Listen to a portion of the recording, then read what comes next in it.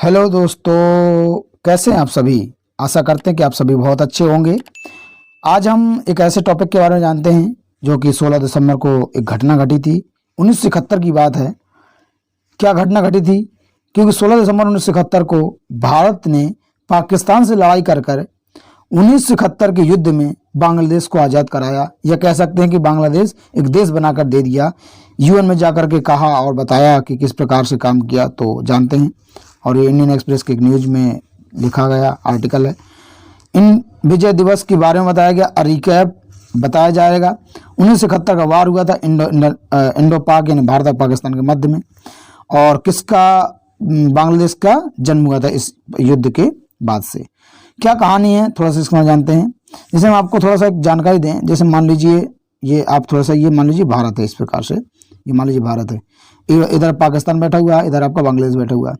जब भारत आज़ाद हो गया, यानी भारत और पाकिस्तान नाम के जब जो देश बने 1947 में, तब ये पूर्वी पाकिस्तान कहलाता था। क्या कहलाता था? ये पूर्वी पाकिस्तान कहलाता था और ये पश्चिमी पाकिस्तान कहलाता था। यहाँ पर सत्ताएं अपना वर्चस्व कायम करी थी। भले ही यहाँ से कई सारी पार्टियां जीत कर जाती थी, मगर फिर भी यहाँ इनका सम्मान नहीं होता था। जब इस प्रकार की घटनाएं घटित हुई तो यहाँ के लोग बड़े रुष्ट हुए, या कह सकते बड़े निराश हुए। और इन्होंने इनके के लिए या इस प्रकार के इस पश्चिमी पाकिस्तान के पश्चिमी पाकिस्तानियों के लिए इन लोगों ने क्या कर दिया कि एक मुहिम छेड़ दी। शेख मुजीबुर रहमान उस समय प्रधानमंत्री थे वहाँ के, तो इन्होंने मुहिम छेड़ दी कि इस प्रकार की गतिविधियाँ नहीं होंगी।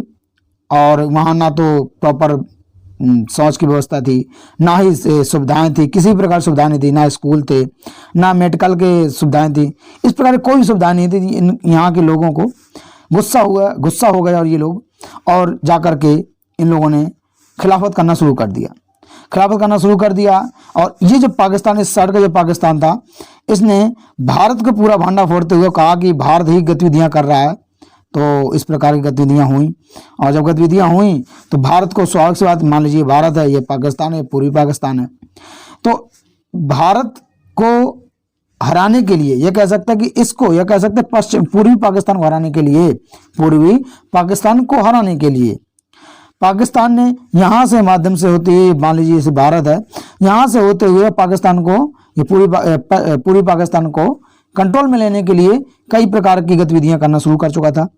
गतिविधियां करने के बाद यह पूरी तरह सक्सेसफुल नहीं हो पाया, क्योंकि और जब कई प्रकार की ऐसी घटनाएं घटित हुई कि भारत ने इनकी मदद की, क्योंकि इसमें पाकिस्तान ने उस दौर पर भारत की बड़ी कड़ी आलोचना की और हमारे भारतीय सेना पर आक्रमण भी कर दिया कि भारत की सेना इस प्रकार की गतिविधियों को प्रमोट कर रही है। तो थोड़ा सा और जानते हैं, ये देखिए कुछ इस प्रकार के नेगोशिएशन हुए थे। तो ये हमारे भारतीय जवान सैनिक है, ये वहाँ के पाकिस्तानी हैं, सैनिक हैं। और देखिए विजय दिवस हम लोग विक्ट्री दिवस के रूप में मनाते हैं। ये कब हुआ था? 16 दिसंबर 1971 को ये घटना घटित हुई थी और इंडो पाकिस्तान के रूप में जाना जाता है, ये इंडो पाक वार के रूप में जाना जाता है। और इस दिन बांग्लादेश का उदय हुआ था। और बात जानते हैं क्या हुआ था कि पाकिस्तान के ने साइन किया और इंस्ट्रूमेंट ऑफ सरेंडर में कि हम सरेंडर करते इस प्रकार की गतिविधियां, क्योंकि भारत ने तो महज 13 दिन के युद्ध में और लगभग पाकिस्तान के विरुद्ध हालत कर चुका था। What lead the 1970 war Indo पाक वार आफ्टर द पार्टीशन। अब मैं थोड़ा सा इसको बताता हूँ पढ़ करके। After the partition of India following the end of British rule. Bharat जब विभाजित हुआ, पाकिस्तान और भारत में विभाजित हो गया, वह ब्रिटिश रूल को खत्म करना चाहता था। 1947 में 2 इंडिपेंडेंट कंट्री बनी, 2 स्वतंत्र राष्ट्र बने, इंडिया और Pakistan. The latter consisted East Pakistan, जो मैंने आज आपको बताया अभी, नाउ इस समय क्या है, बांग्लादेश के नाम से जाना जाता है। The 2 Pakistans had their share problem since beginning because the number of reason. बहुत सारे कारण हैं जिस कारण से इनके मध्य कॉन्फ्लिक्ट रहता था, पूर्वी पाकिस्तान और पश्चिमी पाकिस्तान के मध्य, और इसका खामियाजा कई बार भारत को भी भुगतना पड़ा। East Pakistan was option overlooked in terms of administration as the top posts were held by those. यानी कि जो बड़ी बड़ी पोस्ट हुआ करती थी वो ईस्ट पाकिस्तान के लिए नहीं हुआ करती थी। ये कह सकते हैं कि उनको ये सुविधाएं ही नहीं मिल पाती थी। There were also issue of culture conflict, और बहुत सारे कल्चर कॉन्फ्लिक्ट भी हो गए, विवाद हो गए। और देखते हैं थोड़ा सा क्या हुआ कि ये देखते थोड़ा सा, द मिड ऑफ 1960 1960 के जब दौर चला, लीडर सच शेख मुजीबुर रहमान, मैंने आपको मुजीबुर रहमान के बारे में बताया। और इस समय आप कमेंट बॉक्स में आकर के बताइएगा कि बांग्लादेश के पीएम कौन है। इन्हीं की लड़की हैं, मैं आपको शेख हसीना करके हैं, तो आप इसको जरूर एक आंसर दीजिएगा। Who is also known is the founder of Bangladesh, और इन्होंने बहुत बड़ा योगदान दिया बांग्लादेश को आज़ाद कराने में। और इन्होंने कह सकते हैं कि हमारा बहुत बड़ा योगदान रहा बांग्लादेश को आज़ाद कराने में, हमारा भी रहा, और आज बांग्लादेश हमें मानता भी है। करंट प्राइम मिनिस्टर इस समय कौन है? शेख हसीना है। एक्टिवली बिगन प्रोटेस्टिंग, और इन्होंने मतलब वो करना शुरू कर दिया इस प्रकार से, और demand because one for freedom greater autonomy, मतलब एक स्वतंत्र राष्ट्र की बनाने की मांग छिड़ गई कि हमें एक राष्ट्र का दर्जा दिया जाए, खुद का एक देश बनाया दिया। और काफ़ी संघर्ष करने के बाद और आगे चल के भारत ने सफलता प्राप्त की और बांग्लादेश नाम का एक राष्ट्र बना दिया।